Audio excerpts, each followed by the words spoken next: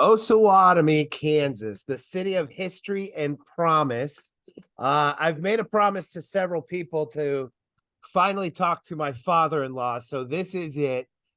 Joining me today to talk about his hometown is my father-in-law, Stan Newcomb. Hello, Stan. How are you? Hello, David. How are you? I'm really good. I appreciate you using my full name there, Stanley.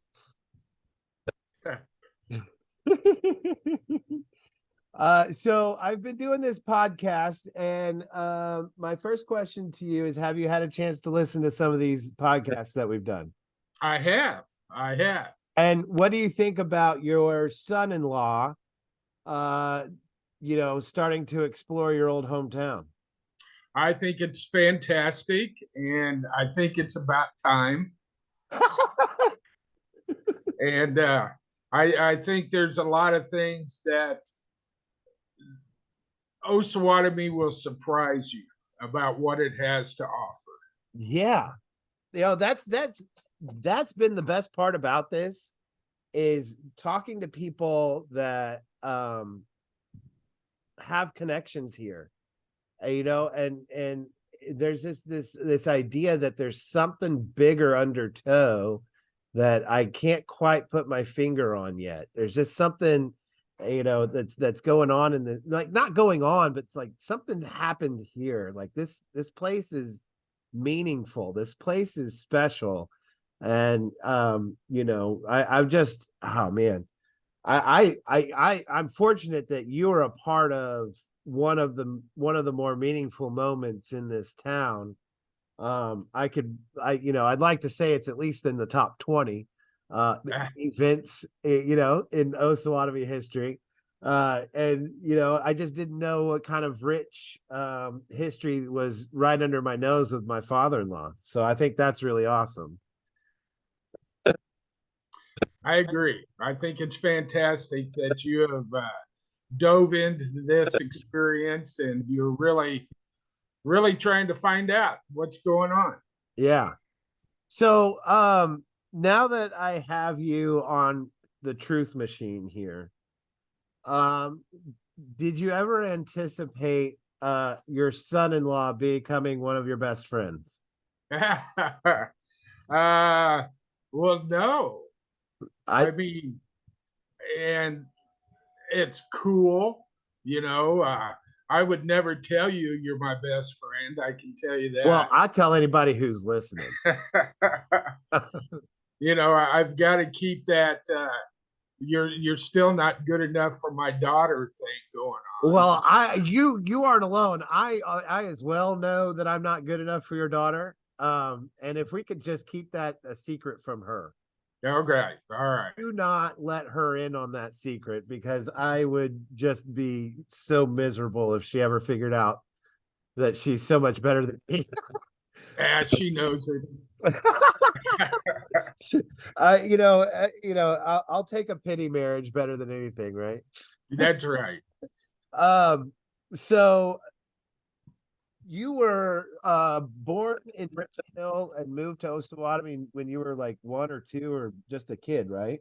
I was pretty young. Yeah, Dad got transferred on the railroad to Osawatomie when I was like 3, I think.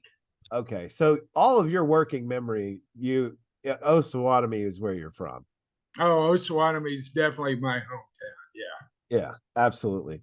So when you were a kid, what would be like a typical summer afternoon for 8-year-old Stan Newcomb? Like what kind of things would you do when you were a kid growing up in the 60s and early 70s? Well, I lived over on the east side of town at that time. And let's see, eight, yeah, yeah. At one time, we had lived down by Ralph's Groceries when I first started kindergarten. Wait, And wait, where's Ralph's Groceries? Which one is that? well, it was down there. Let's see, it would have been south of where you are, right on Ninth Street. On Ninth Street. Yes. And it was probably about a block, 2 blocks south of Pacific. So like Ninth and Walnut? Yeah, yeah. Really? Oh yeah, there was a big grocery store there. Yeah, Whoa. yeah, That's interesting. Okay. All right. yeah. And so And like what would you do when you were a kid? What kind of shenanigans did you get into? oh man, well, we had a when I was 8 years old, we moved over to Brown, 215 Brown, and there was quite a few kids around in the neighborhood, and oh, we would have a lot that we would go play ball in. Yeah, Oh yeah. we had a baseball. That was a big thing. We had all the neighborhood kids meet down there and shoot. We'd play all afternoon. So And you I mean it really was like the Sandlot.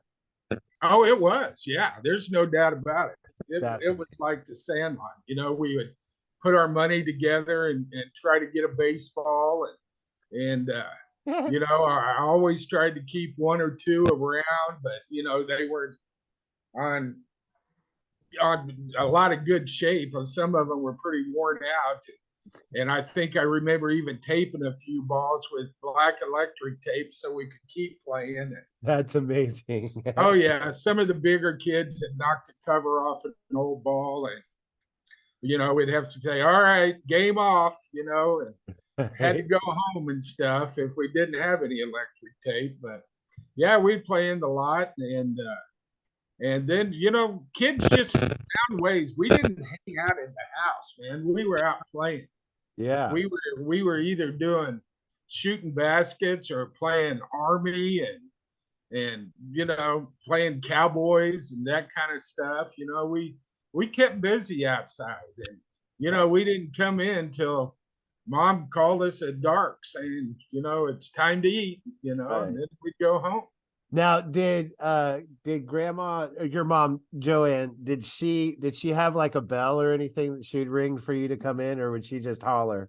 Yeah, she had a pretty good voice. I could Okay. hear her for a couple of blocks around. Yeah. Um, there's a lot of people who have memories of your mom's cheeseburgers.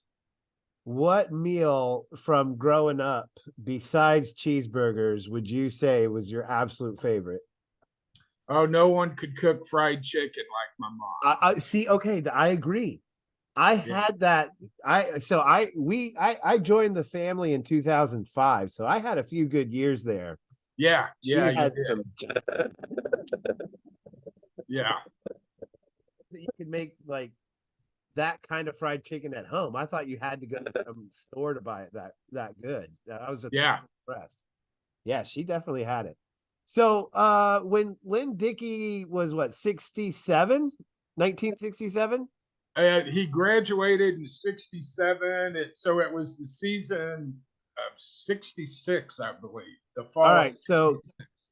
that would have put you in like second or third grade. Yeah. I was like 9 years old. Yeah, so you wouldn't have been, yeah, you probably didn't have a good understanding of what was going on. You probably just heard stories about Lynn Dickey at that point. Oh, I knew exactly what was going on. Really? Oh, yeah. I Did you mean, go to all the games?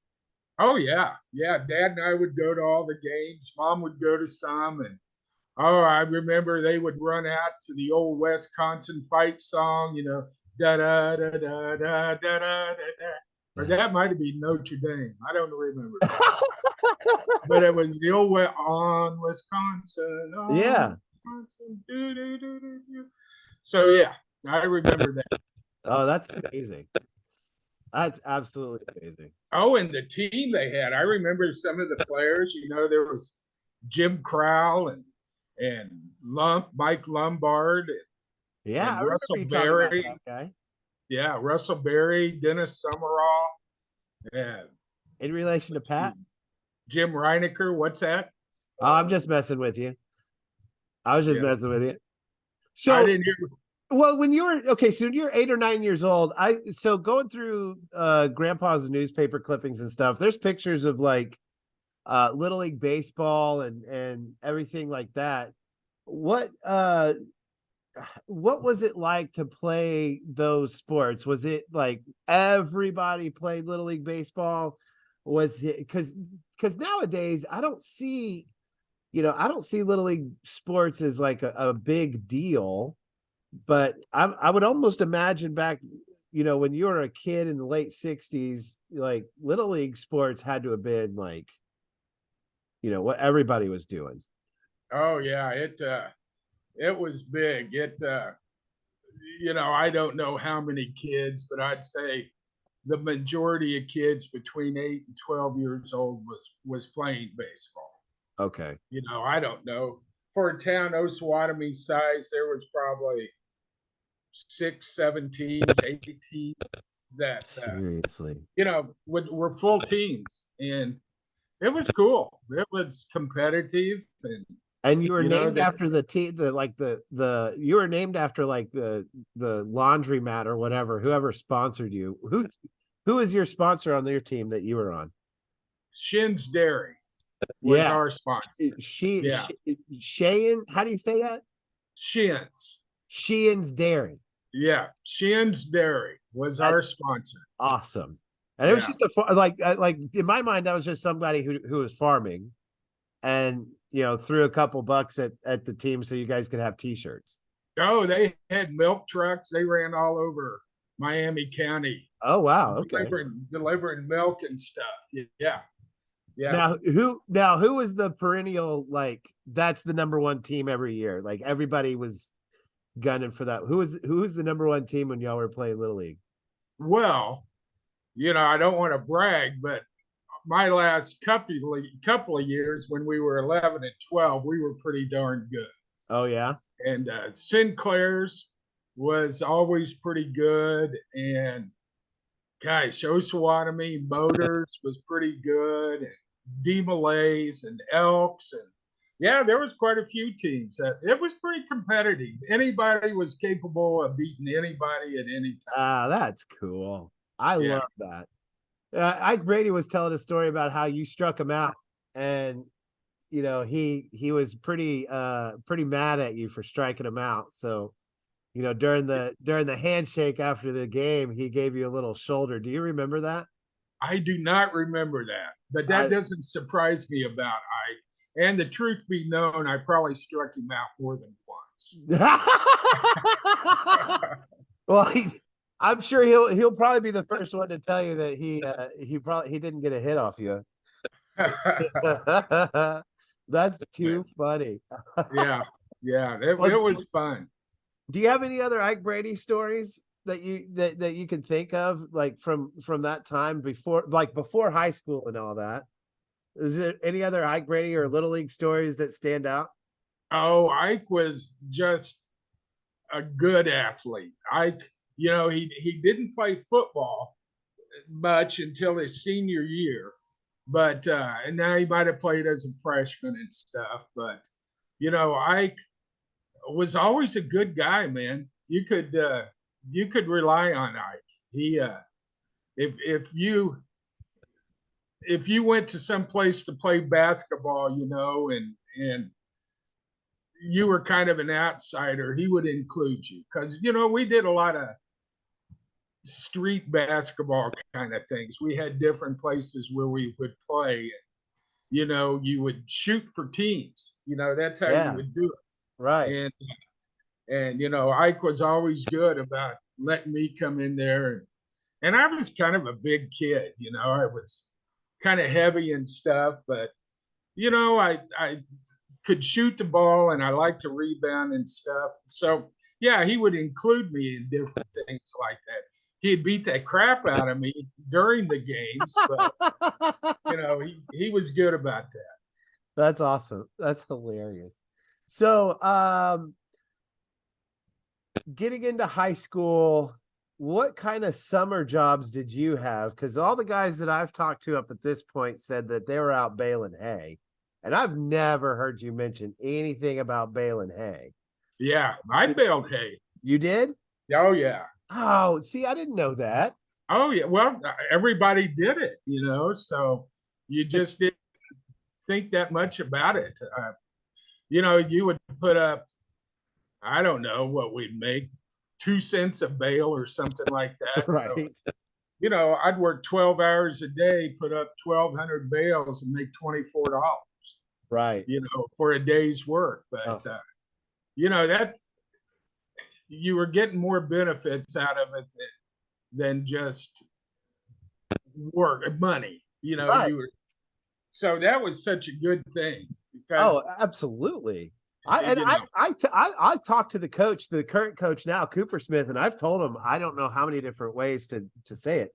We need to get our kids now on a summer program of just lifting bales of hay or whatever. Get them doing farm work because I mean, I think about this and that the 73 team was really special, but it had all the right ingredients. You grew up in a time where the little league baseball, basketball, it was important and everybody tried out. So everybody gave it their best. And then you had all the different types of sports. So you weren't just pigeonholed into like becoming a left-handed pitcher, or you weren't just pigeonholed into like specializing in one little thing. You were playing all the sports and you were requiring your muscle memory to learn all sorts of new things, whether it's wrestling or boxing or baseball, basketball, football. I mean, all of it, right? And then yeah, over the summer, you're not hitting the weight room for leg days on Thursday. You're hitting the field, baling hay for 12 hours a day, working every muscle that ever existed. You guys, the recipe I'm finding is there. The baling hay is a big deal. yeah, Playing all the different sports was a big deal. But there's another piece to the puzzle that we haven't quite talked about yet. And we'll get to it in a minute. But I think the camaraderie that you guys had, the respect that you guys had for each other, I don't think I know it's been 50 years, so I'm sure a lot of it's been like forgiven and forgotten. But like this group doesn't strike me as a bunch of guys who clicked into and clicked each other into different corners and it strikes me as everybody was there for everybody. yeah. I would agree with that. I mean, you had certain groups that would hang out with each other just because they had more things in common than the whole group. But if we were ever at a party or something, and say some guys from Paola would show up, or Central Heights or Prairie View or something like that, we always kept an eye on each other, Yeah. just to, and not that anything really ever happened or anything like that, but we had each other's backs. We had each other's backs. Yeah, absolutely. Especially when the silly prairie people come around. God, I just don't like the buffalo. All right, so when you got to high school, was there a teacher in high school that stands out to you that you feel like a special connection with, or that maybe pushed you in a way that you didn't think you could have been pushed, or got you to see your potential? Was there a teacher in high school that did that for you? Not necessarily a coach, but like any teacher. Was there one special teacher that stands out? Well, we had such good teachers. I remember Carl Engel. I really liked him. He was a Yeah. good teacher, and I think I had him my junior year for a class, and he was trying something new. And we basically, it was an independent study like class. Okay. And all we did was read books, books about history and things like that, and then do book reports on them. And we would get together a couple of times a week and discuss what books we were reading and what we were finding out in those. And I just thought that was a great way to run a class because it was pretty much you do what you had to do to get the grades. Right. And there was other teachers, Mr. Wetzel. I really liked Mr. Wetzel, and just Miss Bolton. I think I talked about her, and she was a good And Miss Cherry, I think he talked about Miss Cherry too, and she was an outstanding. She taught me how to type.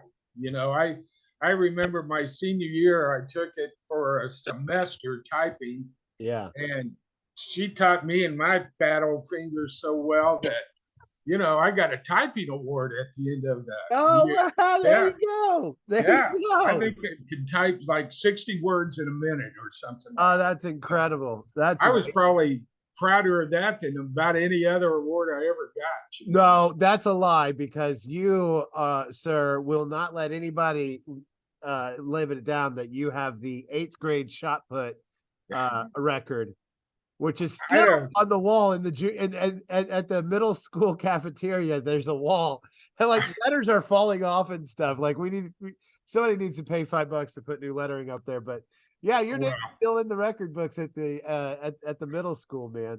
that is an old record, but it. Guys, if that's my claim to fame for my whole life, I'm a little embarrassed about that. That's for sure. I don't know that that's your claim to fame so much as your mark on the world. Like that's that's something that it's set in stone. Nobody will ever beat it. Well, that's too funny, man. Oh man, I love that so much. All right, so let's talk about the 73 team. That team in particular, I from talking to the guys and gathering as much information and reading up as much as I have about it, the season really started that summer when you guys had to deal with losing the Stevens brothers. Talk about that experience losing the Stevens boys and talk about how that brought you guys as a team, how that brought you guys together. Well, it was a shock to the whole community.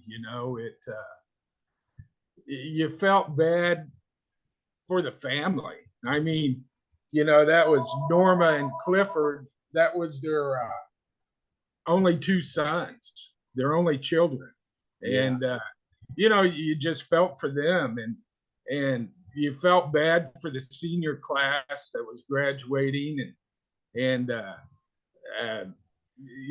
Mike, the older brother, was supposed to be married that Saturday after Oh, graduation or something like that, oh. And so yeah, it was And kind of a rough summer. did Rick have a scholarship to KU? Yeah, Rick had a full ride scholarship to KU, and To play football, right? oh yeah, and he was a beast. He was a big guy, and he was fast, and he would just run over people. Wow. A hell of a shot putter too. Really? Oh That's yeah. interesting. So then that summer rolls around. Do you think that Coach Freeman kind of went easier on you guys when you came back from the summer than the years previous?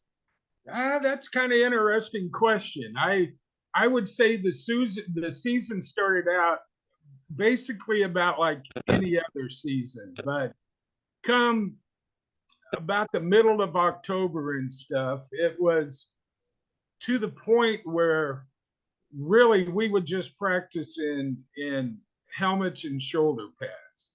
Okay. We wouldn't we weren't supposed to really tackle and stuff, but Right. that didn't always work. You know, we were the kind of guys that were pretty aggressive, and a lot of that would still come out, but there wasn't there wasn't nearly as much day-to-day contact as you would expect. Yeah. But I think a lot of that might have had to do with how many of us there were and how important it was for not anybody to get hurt. You That's a know, really good point, right? You you guys know, only had 23 or 24 guys on the team, yeah, yeah.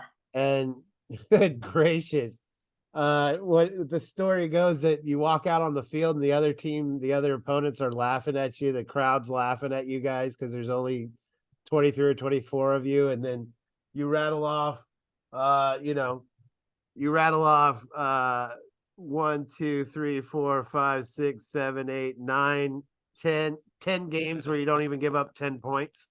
Oh yeah, 10 yeah, in a row where you don't even give up 10 points. yeah. Shawnee Heights is the only team to put 2 touchdowns on you. Our defense took pride in that. Yeah. Those guys were something else. And being a backup on that team, I snapped on extra points.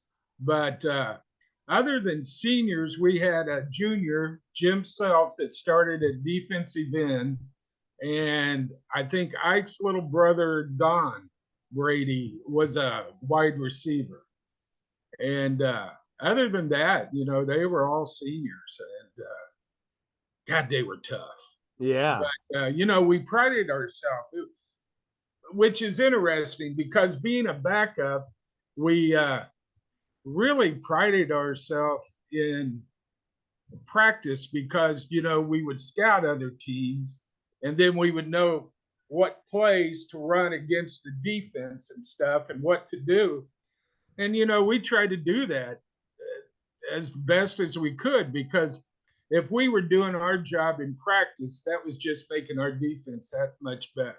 And Yeah. vice versa. When our first team was on offense, then as a defense, we tried to be tough with them and that kind of thing. And it worked pretty good.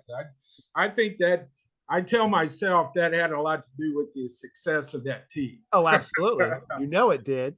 Yeah. Did you ever just get ran flat over by Derek Jensen? Like in a practice or something when you're playing defense and you got stood up or it was your turn and Derek just ran you over. Did that ever happen? Derek was a hard runner. One thing I remember is we were practicing gold line defense against the first team offense. And I remember breaking through and kind of be right there in the middle, and Derek tried to hop over me. Okay. And man, I hit him right at his legs and he flipped. And I was scared to death. I said, "Oh God, I'm going to hurt Derek Jensen. This team's going to kill me." And he got up, was cool, and said, "That was a good hit, Stan." Yeah. So way to go, Nuke. Yeah, right. So that was cool.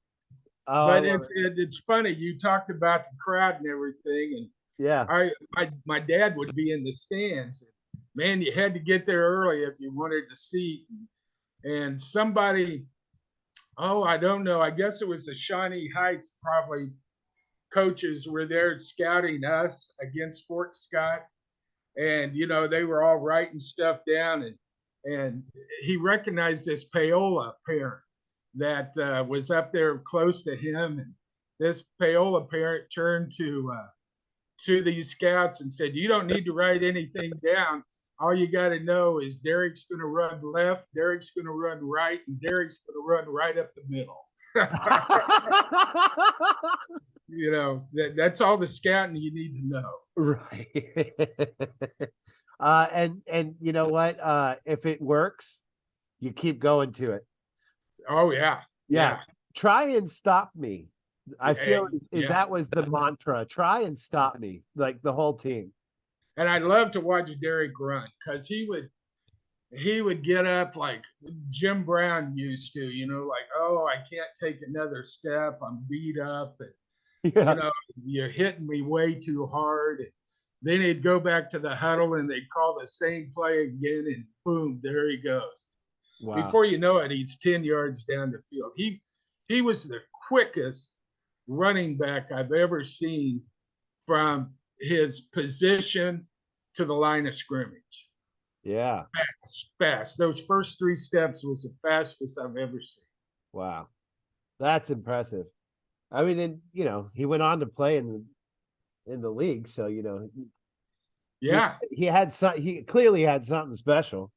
But we So had such a good team. I mean, yeah, Bobby Pinnock, the quarterback, was just an unbelievable athlete, and he could throw the ball. He had run the ball. Doug Falscraft was a heck of a blocker, and he wasn't very big, but man, he would knock the bejesus out of you yeah, every time.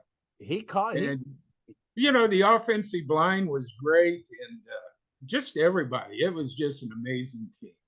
what can you tell me a little bit about Bill Hammond? That's somebody that I feel like was a pretty important piece to the puzzle.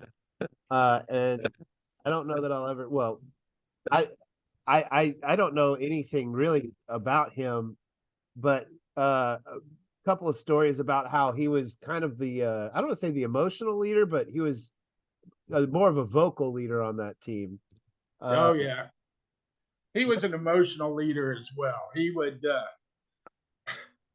knock the crap out of you too. I tell you what, he was tough, and he wasn't very big, but he was, I don't know, 185 pounds probably, Yeah, and man, he would lead by example. He was not afraid to put his nose in there and hit somebody, and he was. I love Bill Hammond. He was a great guy, and yeah. miss him. I Oh, mean, I'm we sure. would, Scott Cook and I and Bill Hammond, we'd throw the shot put out in Scott's backyard, and I felt so sorry for Scott's dad when he tried to mow or something, trying to walk over all those shot putting holes and stuff. And we would box. We boxed down in Scott's basement, and yeah, Bill Hammond, he'd ring your bell. Yeah. Did you Yeah, he ever? was. Yeah. Did anybody ever get knocked out in all the boxing that y'all ever did? Oh no, we never got to that point. I mean, you got hit hard. I Right. don't remember anybody ever getting a black eye or Did anything like. anybody ever get upset, like were like they really mad and like ruin friendships over it, or did you just Oh know? no, no way. I remember if I got mad, I'd just take my boxing gloves and go home. You know. I'd take my ball going home. That's right. That's right. But no, it was very competitive. But we always shook Respect. hands afterwards. Yeah, You know. there's an aura of respect that I feel like that y'all had for each other. Yeah. And Man, then we that's would have, when we were kids growing up, we would Bill Hammond and Steve Lindsay, who also played on the team, was the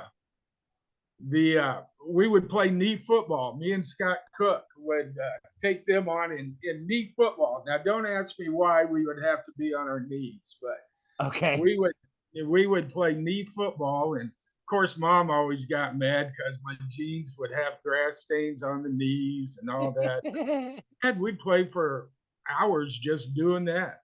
Oh, that's hilarious. That's too funny. All right, so give me I do this with my students and I've been enjoying doing this with the podcast. I ask my students to give me a rose, a thorn, and a seed. What's the best thing, the worst thing, and something that you've learned? So give me your rose, thorn, and seed from the 73 season. Well, the '73 season to me, the rose was the community and how it backed us and how they all felt pride in what we were doing. And just the way they would come out to the games and cheer us on. And, even when we went out to play Ulysses, there was just so many fans that made that long trip. I mean, we were close to the Colorado line. And, Yeah. so many fans followed us out there. And it was just fantastic. And, that lasted a long time. And it was really good. My thorn, that's really easy. It had nothing to do with the '73 team. It was my senior year. So the Oh, '74 football season. We won our first game of the year against Prairie View. And then so we kept that streak alive, winning streak, Yeah. and then we lost the next 9 games Oh no. or 8 games. So we we only won one game that whole season. Well, at And least it was Prairie View. yeah, Man, but yeah, that stinks, dude. yeah, So that was very hard to take. We felt like we let everyone down. We didn't have near the talent that the 73 team did. right. And in the second game of the year, Don Brady, who I mentioned was our running back, he broke his ankle and was out for the Oh, season. And so, yeah, there were some players hurt, and it was just a long season. And Bill Freeman had left; he had gone to Lawrence. And right. Bob Whitehead was the coach with Troy Hodges, and then a new kid that came from Baker, Alan Clark, I think was his name.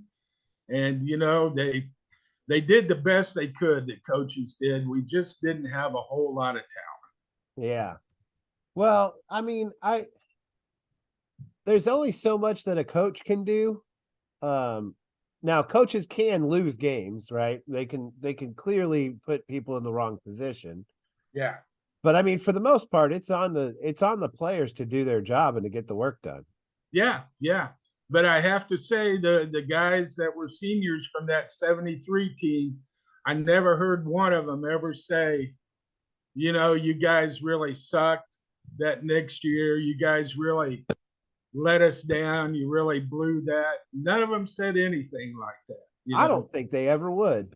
Well, I agree. And I They're think to too me, that's the seed. That's what was built from that 73 season, was the respect that we not only had with each other, but from what the community had with us as players. And to me, I don't stay in contact with those guys much or anything like that. But, when I see them, it's like, gosh, I saw him yesterday. yeah. And, we can start up a conversation and laugh at stuff and just remember the glory days. Yeah. Well, I'm really looking forward to the 50th reunion. It's going to be so much fun. Just from my perspective, being able to see you interacting with the guys again. I love that that's your seed. I love that your seed is the respect that you learned from the seniors and how to implement that, I guess, in other areas and in your journey that you've gone through. So I absolutely love that. I think that's a fantastic seed to take away from it.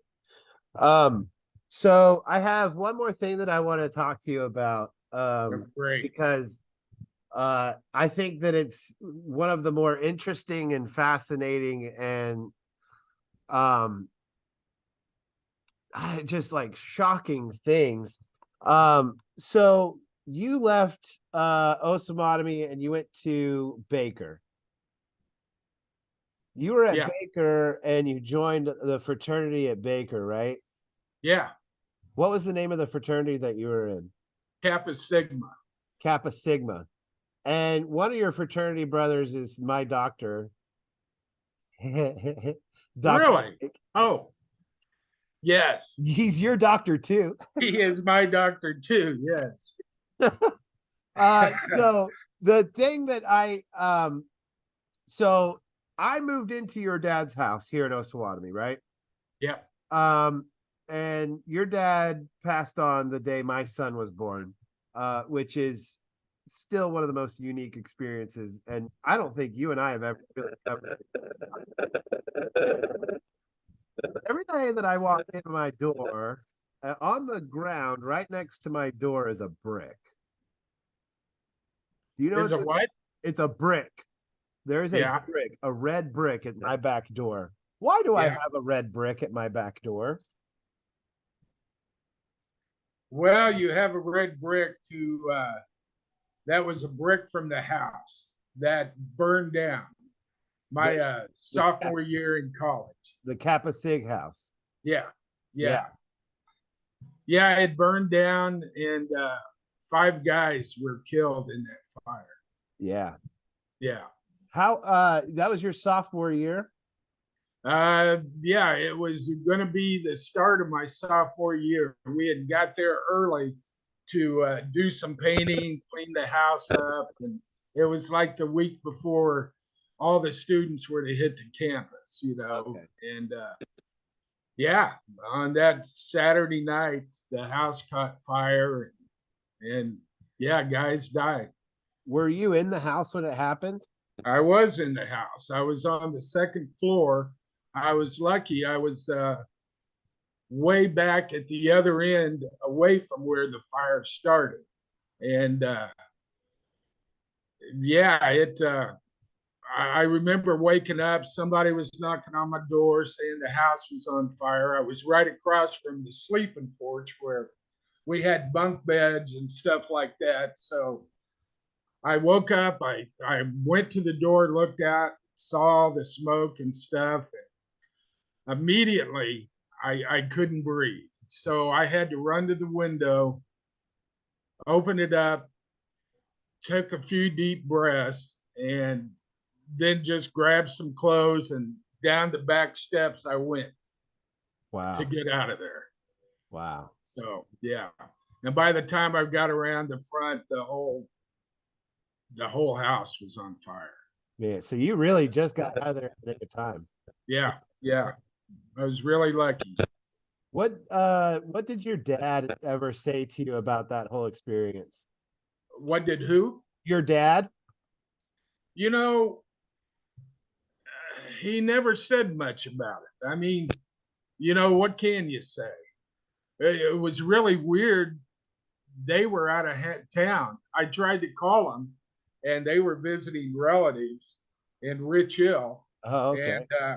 I was so afraid that they were going to see something on the news or something. So I really had to figure out a way to try to get a hold of them so they didn't hear it on the news, really freak out. And Right. so yeah, I basically lost everything I owned except for the clothes that were on my back. Wow. Yeah. Yo, that's absolutely insane. You know, uh, I have to think about it every day that I walk in my house. I just wonder why is it just a reminder to Grandpa that he's lucky that you made it out alive? I'm not sure why he kept it. Maybe he thought I wanted it or something. I've got one up here at my house too, Yeah, or we did. I don't know if it still is or not, but yeah. it was at one time, and I don't know. I I don't know why. Well, I'll tell you what I do with it. I I I look at it and it reminds me to be grateful for all the blessings that I have because you never know. You just never know. And Yeah, so every time I walk in my door, I I I have a sense of being grateful and thankful for everything that I do have. So, you know, I wasn't even alive when any of that happened. So, and like it well, doesn't like good. it's I'm not good. like it was not like it affected me, but trickle effect down the line. Especially it's something that you see every single day. I'm glad it gives you something to think about and be grateful for. Oh, absolutely, yeah. Oh, undoubtedly, undoubtedly. Uh, you I you've taught me so much. And I've told it's no secret between you and me just how much I look up to you. So I'm not gonna dive too far into all that, but um, Good. your dad like I get so many little reminders of just how great of a man he was and just those little things it go, oh, that's where Stan got that from, or you just like little. I wish I could come up with a better example at the moment, but like I'm in his old house, so I've basically surrounded myself with nothing but memories of the good man. Well, you can look at Louis. I think there's a lot of my dad in Louis. I do too. I do too. At the risk of sounding like a kook, I genuinely believe, and I mean, whatever you want to think. I know Grandpa passed on maybe an hour before Louis was born, and I genuinely believe that Grandpa made a deal. I think he made a deal with God and said, "Take me so the boy can live." And I think that whenever Grandpa left, Louis came, I feel like there's a big part of Grandpa stuck. Yeah, that was a pretty good deal he made. Yeah, pretty good deal. Although I would love to have that fourth generation photo with you, with Grandpa, you, and Kate. That would be cool. That would be cool. We missed out on it, but um, at least Louis here and healthy, right? That's right. Yeah, because he was born 5 weeks or 4 weeks, 4.5 weeks early, so there was a lot of complications with the whole thing. Oh man. Well, I appreciate you letting me, dive into all of that. I appreciate you letting me, get some of that off my chest. So, what do you think when you think back about your time in Osawatomie, growing up here? This is your childhood home. What do you take away? What's your big, like, feeling, your feeling or your takeaway? You think about Osawatomie, the town. What kind of character do you think it has, and what kind of character do you think it instilled in you? Well, one thing that I think has pretty much stayed there is how everyone's proud of Osawatomie. Mm. That lives there, who came from Osawatomie. They I just think it's a good feeling to have a hometown like Osawatomie that you can go back to and still see people there you went to school with, run into them downtown or just anywhere, grocery store. Well, not there in Right. Osawatomie, but Right. the We got a liquor meat market. store. We got several liquor stores.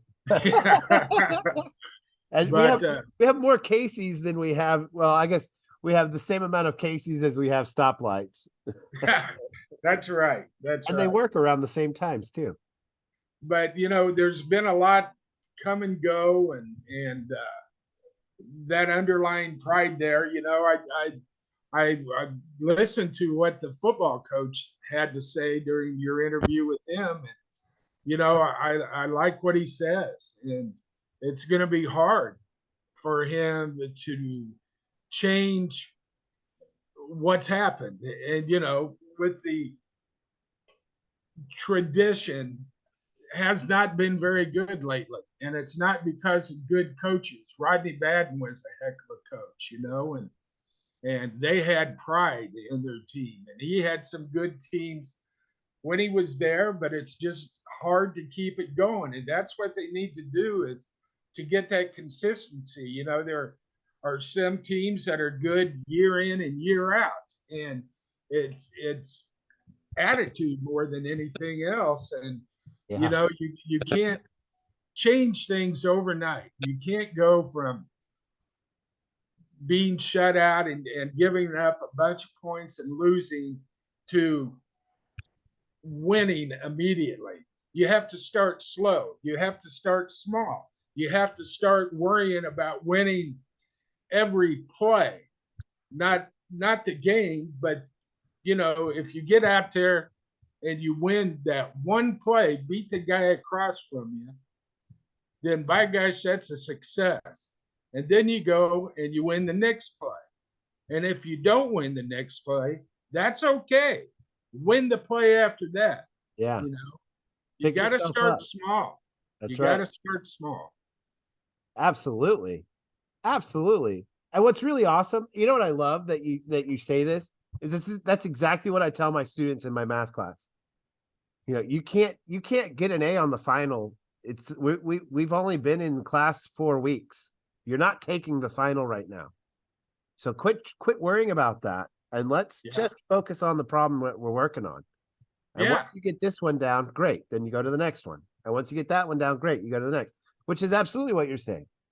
Exactly. And if your students do that, when that problem that day, then when the final comes around, you're going to be ready. You're going to Yep. know all this. Oh, that's absolutely right. You know, you're right. Go. I'm so jazzed. I'm ready for tomorrow. I'm ready to go teach. There you go. I'm so excited because we have the 50th anniversary reunion is this Friday. I'm excited to see you with your old teammates. I'm excited to meet some of these guys. There's a couple of surprises that I still haven't told you about that I'm really this is going to be neat. It's just going to be so cool. And I'm really thankful that you're going to be part of it and I get to see you with your old teammates. Like I'm just nothing could be better in my opinion. And so I'm really looking forward to seeing you old guys and your walkers and and scooting around in your little motorized chairs and telling I don't know. Maybe I should rent one for the night. I don't know. But I'll push you around if you need it. There you go. I would like to thank you. I challenged you a few years ago. Yeah. About doing this. And you've done a good job and you've had some good help. I mean, Diane Neal, I believe. Yeah. She's been fantastic. Yeah, she was in my room this afternoon, like going over the rundown, like, what do we do about this? What do you want to do here? And she goes, I was in junior high when all this happened. And I just remember looking up to those kids, and I remember looking up to that class and those high schoolers, like, just in awe. And she has been such a huge part of the Osawatomie community for so long. Yeah. And she's so well connected, and she's such just a priceless resource for all things Osawatomie. I really appreciate all the work that she's done to get people involved. We appreciate you guys, and I think it's great that we had the best cheerleaders back then and the prettiest cheerleaders. You've invited them back. We had the best band, and I think it's just great. I hope everybody comes out, and I hope everybody has a good time, and go Trojans, man. Yeah, you got that right. All right, man. We'll talk. Thank you for joining me, and thank you for being one of the 3 people that actually watch my podcast. You're the man. Can't wait to see the next one.